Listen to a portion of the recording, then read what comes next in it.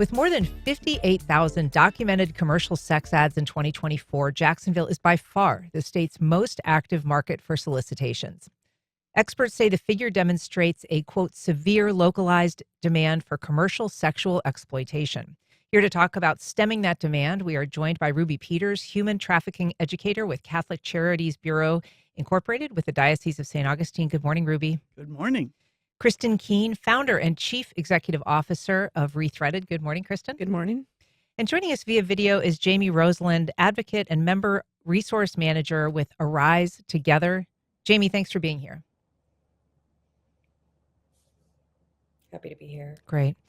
Kristin, I wanted you to sort of explain the math on this because I talked about how Jacksonville leads the state on sex ads, but it doesn't lead in sex trafficking per se. Can you help us understand what those two seemingly disparate bits of information mean? Are people being advertised, trafficked elsewhere? What's happening there? Well, there could be multiple different reasons. Like that, I think that USF are the experts in these numbers, but it could be that the traffickers are putting out lots and lots and lots and lots of ads, and they're not getting a response.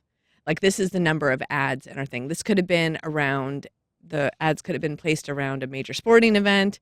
Like there's lots of different reasons, but what I hope it would show is that the demand is why human trafficking exists. Mm-hmm. And there is a demand in Jacksonville to buy people. And if we don't curb that and figure out how to decrease that, we're still going to see the numbers rise of human trafficking.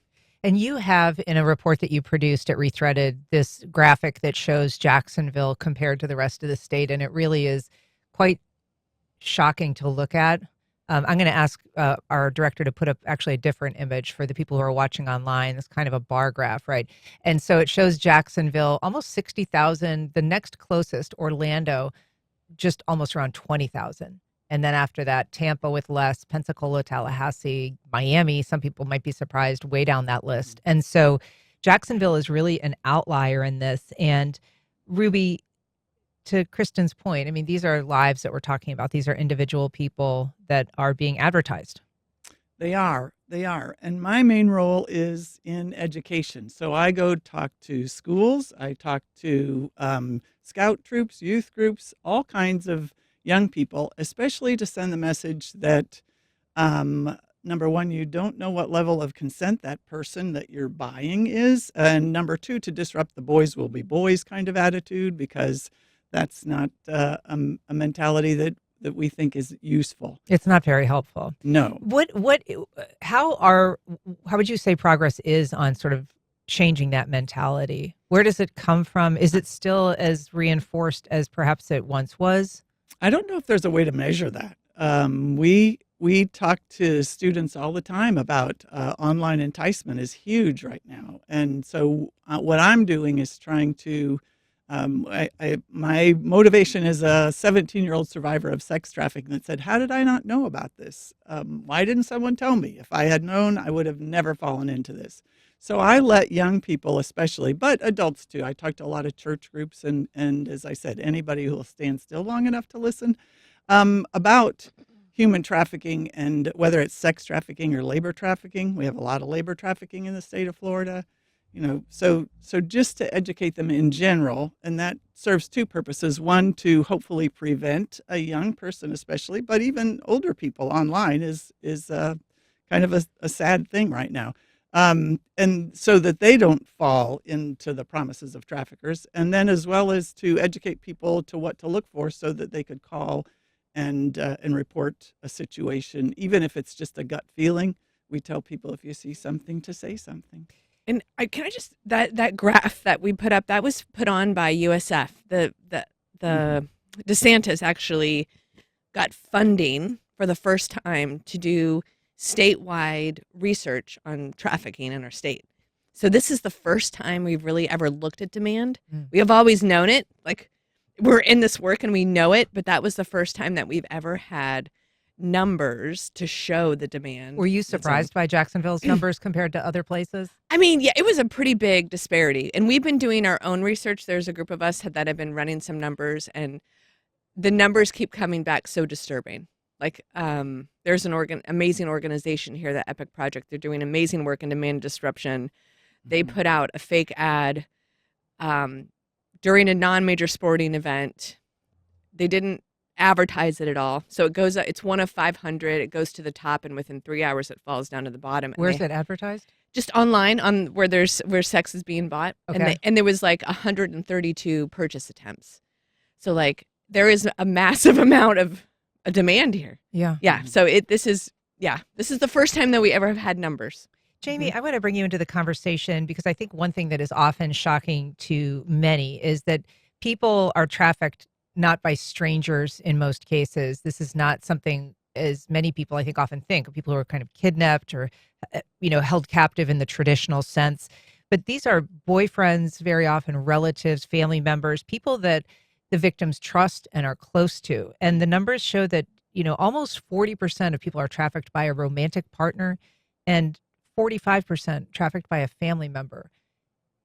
Getting interceding in there when the vulnerability is so obvious, it seems like it would be just a really tall order. Can you talk about what you encounter in your work and in your experience in terms of, how those familial bonds or those romantic and relationship bonds complicate trying to extricate people from trafficking? Yeah, I think, people like to think of trafficking as something that happens kind of like far away from them and that they're not like directly or indirectly responsible for. And really, trafficking happens in community. And so, you know, that means that there's people in these victims and survivors' lives who are seeing signs, are seeing, these relationships, they're seeing things go on with families, and they don't know what to do. I don't want to make villains out of, everybody in society, but it's not this isolated thing. It's something that definitely happens in the context of community. And then I think the statistics that you said was like 40% like Romeo pimp, like a boyfriend, and like 45% familial. I definitely see that in my work, but now you're talking about 95% of people are being sex trafficked by someone they know. And traffickers are specifically going after, vulnerabilities that they see in these people. And there's nothing inherently bad about being vulnerable. But we don't have the social safety nets that we need. And so, as there's this community that sees the trafficking happen, this community that is okay with men buying sex, and that's prolific when you think about strip clubs, when you think about video games, when you think about music, you think about all these different ways where women are objectified, and movies like Pretty Woman and just all this stuff where we're sending out the message loud and clear, it's okay to buy sex to men. So there's a community that's allowing and complicit in men buying sex. How do we become a community that says no? Like, we're not okay with people being trafficked. We're not okay with men buying sex. And we need to create a community where we have these social safety nets so people have less vulnerabilities. And whether that's them as a child, as a teenager, as an adult, whether that's them being in it right now or just getting out of trafficking, but even, survivors who've been out of life for a long time still need support. Yeah. And that's what Arize Together is doing to build that community for survivors. When it comes to demand disruption, Ruby, one of the things that we've seen locally is an effort to involve some places where people are known to be being trafficked. There's been an effort in recent years to put up signs in restrooms, for instance, where in women's restrooms primarily, where women could be reached if they're in trouble, if they want to reach out, if they feel like they're in danger, ways for them to do so safely. But now there's this movement to put those same kind of similar signage in men's rooms. And for people who are watching online, we have a graphic up that shows something that is locally being placed in men's And those restrooms. Kristin can can address, because those are brand new this past season, Okay. and a great accomplishment. Well, let's in my talk about opinion. that. Let's talk about that partnership. I mean, first of Oh, all, it's a great partnership. yeah, and I'm guessing that there's some initial resistance on some level. You've got the state of Florida, which is a huge tourism Mhm. destination. It's Mhm. not something that people in the world of promoting Florida love to advertise or to acknowledge. The world of sports hasn't been really keen on embracing the connection, but we know there is one. And Mhm. so talk about trying to bridge that gap. What has been a successful approach?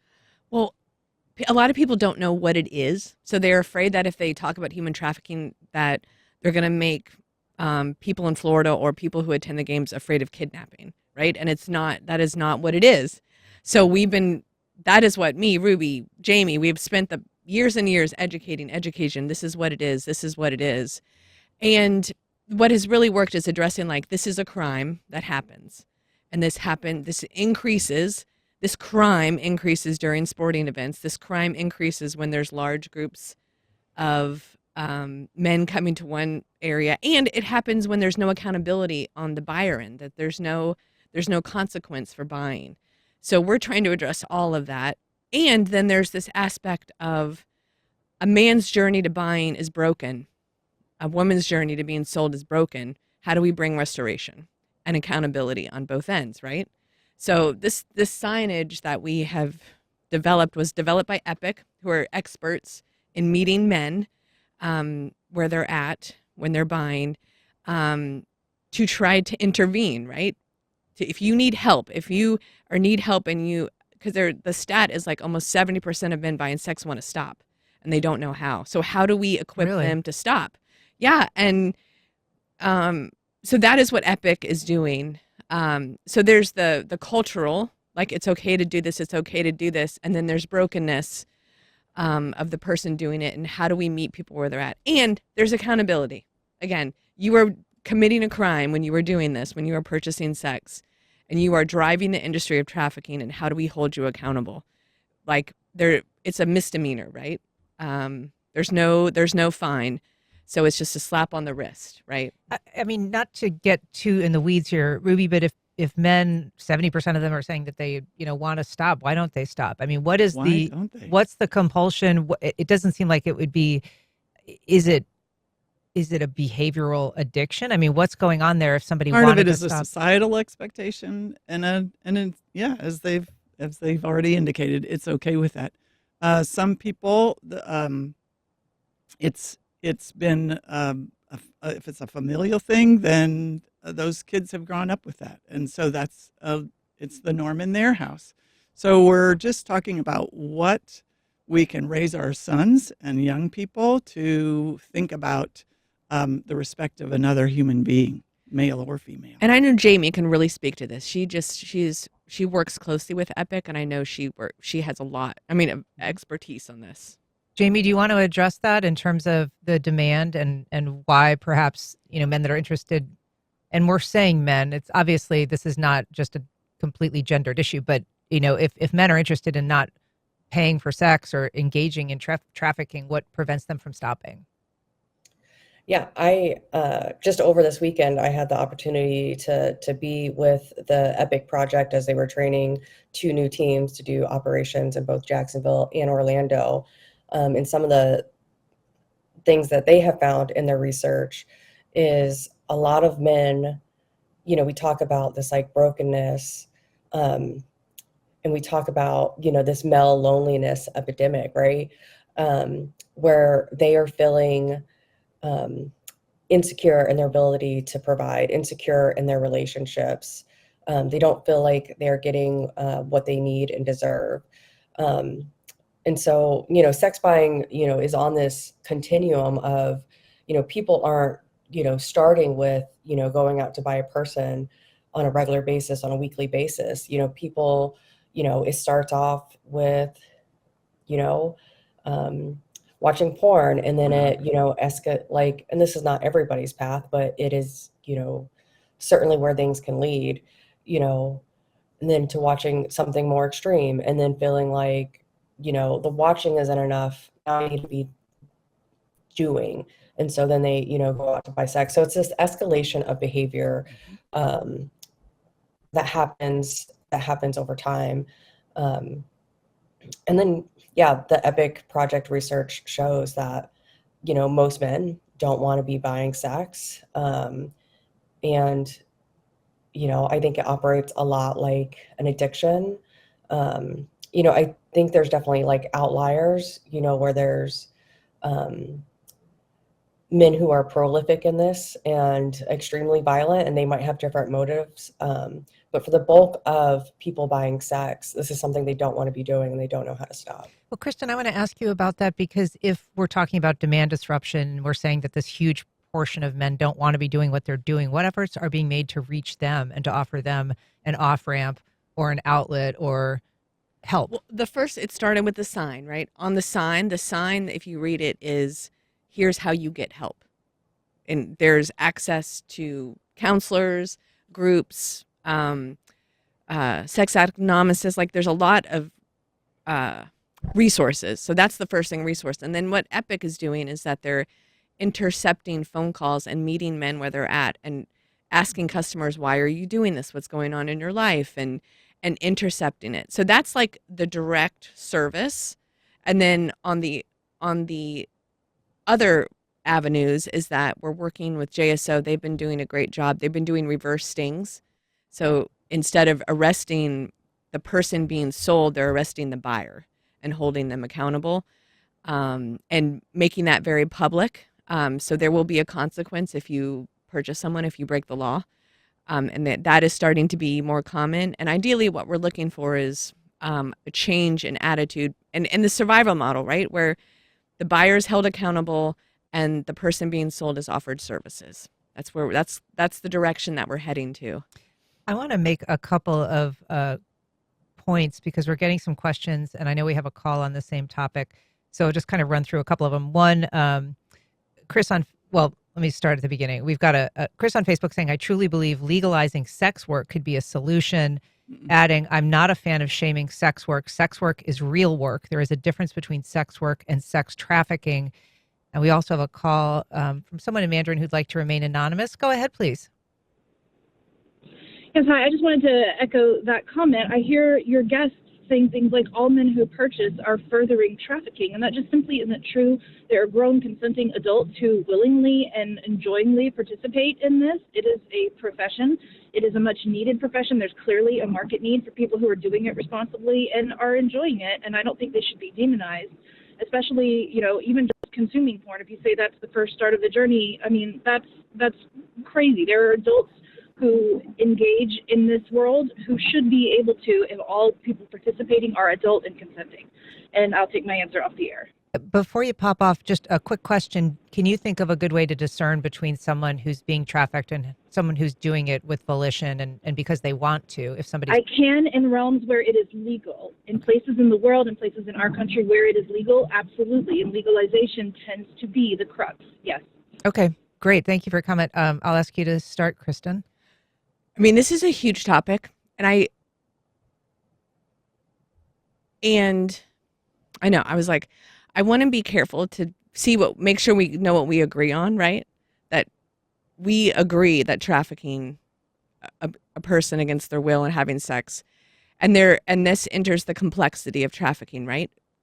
Trafficking is the use of force, fraud, or coercion to perform a sex act for profit, and in all the studies, it's 75 to 95% of women who end up in the commercial sex trade industry have been victims of sexual abuse, and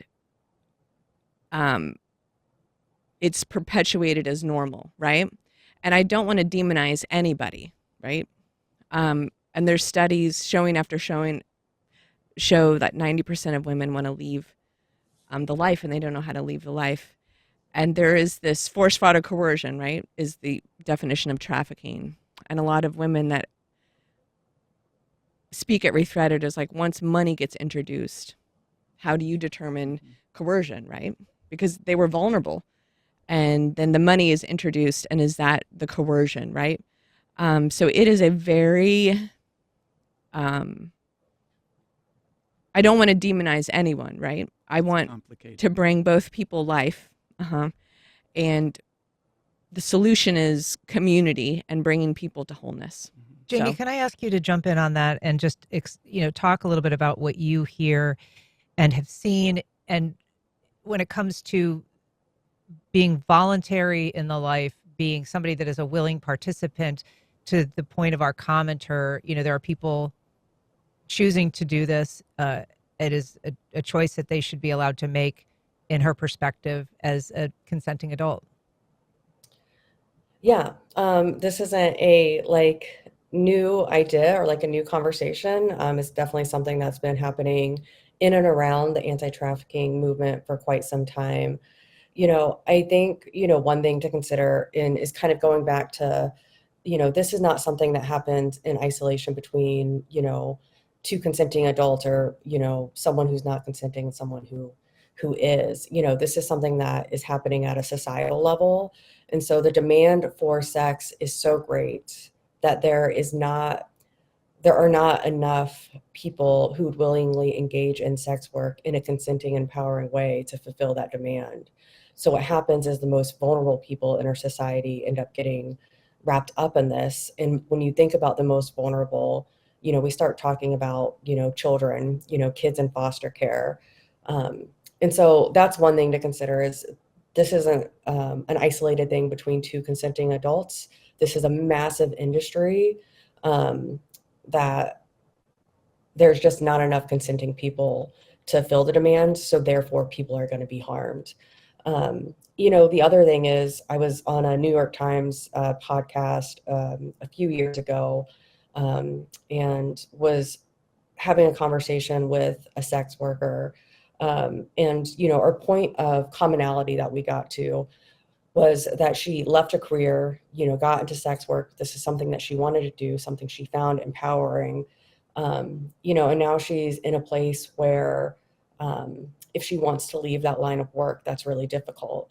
And so what happens is, even if people go into this in a consented way and you take away the concept of constrained choice and all of that, they have a really difficult time leaving that industry because of the way it's stigmatized. And so, the final thing I'll speak on too is this idea of it being decriminalized or legalized.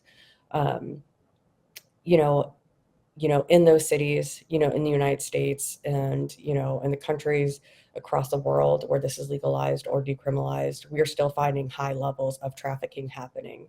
And even the people who are, quote unquote, the consenting adults in a lot of these situations, are people who are vulnerable, who have migrated from other countries and are being swept up. So once again, kind of going into this idea that in a perfect and ideal world, sure, we can talk about two consenting adults and, what they do behind closed doors. But that's not the world that we live in. We live in a world that is full of exploitation and violence. If you're just joining us, we are talking about efforts to stem sex trafficking by dampening demand. If you have questions or comments, you can join our conversation at 904-549-2937, or you can go to firstcoastconnect.org to find other ways to connect with us. We've got a call from Shamari in Southwest Jacksonville. Good morning, Shamari. Go ahead. Good morning, Ann. I'm so glad you guys are tackling this topic. It's so important. I just got a couple things, if I may. So I am from here. I live here, but for a time I did live in Atlanta about 15 years ago, and I was a lobbyist. And I worked with the state legislature to pass the bill, which put the plaques in the hotels and throughout the airport that mention sex trafficking. And if you're a victim, go through these steps, or if you notice somebody. So that was great work we did. While we were doing that work, we learned so much about sex trafficking. And we learned that the people that work at the massage parlors are pretty much slaves. So, and so through that, and as they're talking about EPIC and how do you quell the demand, you have to have honest conversations. And so one conversation I had with some of my circle of friends that were men that I knew that went to those parlors was I had to educate them and tell them that those people are slaves, and I can't, and if you're going to continue to go to these places, we can't be friends. But my next thing is, these numbers, I may have missed it, but these numbers just don't seem right to me, because in this market, we have one professional team. But in a market like Miami, they have baseball, professional basketball, and professional football. And they have strip clubs that are open 24 hours. There's at least one that's open like almost 24 hours. So these numbers don't seem right to me in terms of the market. And maybe you spoke to it. I just wish you could clarify that a little bit more for me, because as I think about why men are going down to Miami to rent Lamborghinis and Bentleys, I mean, come on. We don't even have those types of car rentals here. The next thing is, during the Super Bowl, when we had the Super Bowl here in Jacksonville, there was a guy that came in from a radio station in New York, and one comment that he made was, Jacksonville will never get another Super Bowl because they won't accept the underbelly that comes with professional sports.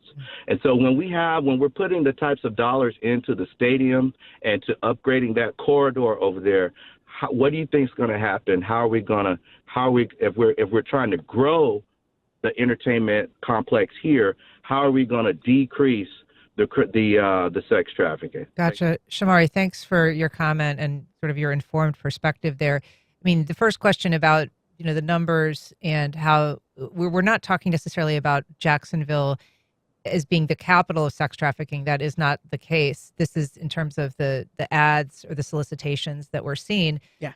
But it is the intersection of a lot of travel and traffic here. And you also have a map that sort of shows the hot spots in this area in terms of hotels and motels that are troubled, and we're showing that on our screen. But what is it about Jacksonville? I mean, how does it compare to other places?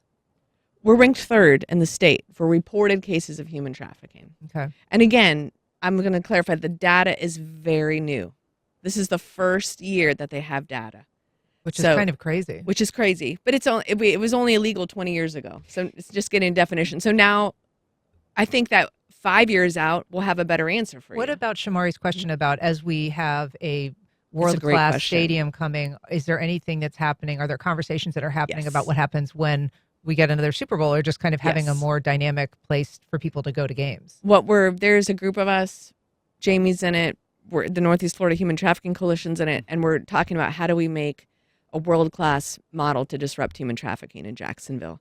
And that includes is the team a part of that? The team has been supportive, right? But really it's the current administration, the nonprofits, JSO, I mean, all working together collaboratively. Like when Jamie said, this is a community issue. So like the sports teams can't solve it, right? It's going to be us solving it and creating the best survivor exit strategy, right? To get survivors out of the life as quickly and safely as possible to services. And how do we make it as difficult as possible for sex buying to happen? And if we could do those two things in our city, we could have a model that creates a safe place for everybody. And that's a great question. As we grow in entertainment, we have to ask the question, right? How are we going to do this? Because that's a reality. And I love that you're asking that. Yeah. Do we need to have an underbelly? Can everyone address the underbelly? Can we raise ourselves up as respecting other people and looking at the world from the top? I want to ask you, because of the outreach you do, Ruby, and you come into contact with a lot of people and young people as well, there are technological changes that are making this more difficult, I would say, not only in terms of enforcement and tracking, because a lot of it can happen behind the screen, as it were, but also the idea of people engaging voluntarily, and whether that's people who are, posting videos and things of themselves or creating something like an OnlyFans site at a very young age. And that's something that happens. Supposed to be empowering to that person, but it can turn dark. And so you just don't know. And I tell all the kids that I talk to that, number one, you might be thinking that you viewing pornography affects no one but yourself, but you don't know the level of consent that the actor or actress in that video has given, because a lot of our victims have said they were forced to make some kind of videos and contribute to a pornography site somewhere, or that the trafficker will download it and just share it among other places. The other thing is online enticement and sextortion. I tell the kids, if you have a text of anything, any body part that's supposed to be under a bathing suit, you don't want to put that out there, because that is going to stay in cyberspace forever, and someone can take a screenshot, and then that goes to different underbelly places. Sure. So, But I mean, the age, Jamie, of AI has made sextortion more complicated too, because images and videos can be created even without someone's consent that appear to be, them engaging in something that they wouldn't want out there. And so that can also create additional pathways for exploitation or extortion. Yeah, it always seems like technology is one step ahead of us. And, with the work that I do, it's always been, traffickers and, predators are using technology in a way to exploit and, harm people. And so the question now becomes, like, as technology continues to evolve, is how do we use these same platforms to go against it? And so an example is like social media, creating digital outreach campaigns, creating really content-rich websites where, victims and survivors can go to connect with resources or have a better understanding of their experience. And now, the conversation we're going to be having next is how do we use AI to combat some of these things. And, I think there's been some legislation that's been passed, the Take It Down Act. That's really great, where we're going to be able to go identify and find these digital abuse materials and be able to hold people accountable and get those images and videos offline so they stop harming victims. But I agree, with deep fakes and just even what's available to the general public right now, and where people are taking that as far as, having an image of a person and then, requesting, the prompt being, have this person undress or whatever it is. We have to be aware of these things and start thinking of how we're going to counteract. And can I just jump in and say, a minor does not have to prove force, fraud, or coercion, either Right. for sex or labor trafficking. Kristin, I want to ask you, you talked about working with the administration, and in terms of the Take It Down Act, one of the big advocates behind that was our former mayor, because his daughter was a victim of that. Yes. And I'm curious if you're seeing, because of sort of the omnipresence of this victims are not obviously aligned with any political party. This is a universal problem. What has that particular fact of, that localized crime that happened to the child of a very prominent person been helpful at all to get the message out? Or are you seeing, more sort of bipartisan interest in the issue? This is a bipartisan issue. And since Rethreaded's inception, every what am I trying to say? Every cabinet, nope.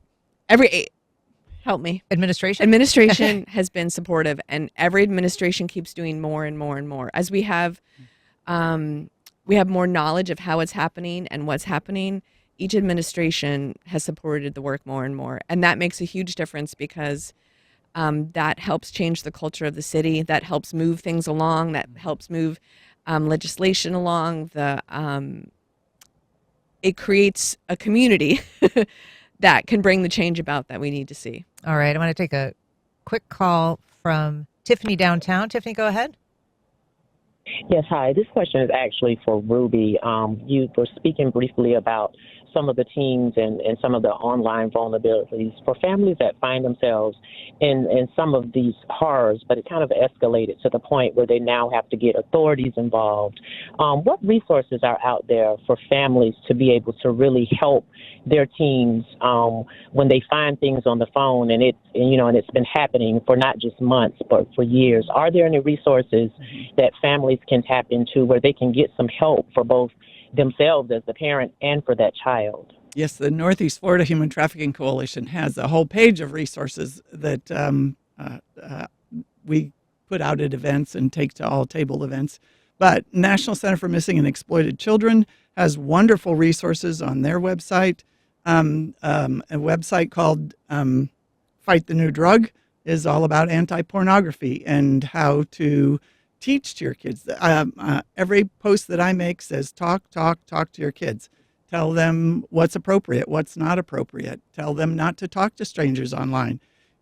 If you don't know a person in person and can touch that person, they are not your friend. And even if it says, "Oh, I'm a friend of Ruby's," she's not your friend. We're going to have to leave it there. Ruby Peters, Kristin Keen, Jamie Rosalind via video. Thanks so much for being here. Really appreciate it. Thank you.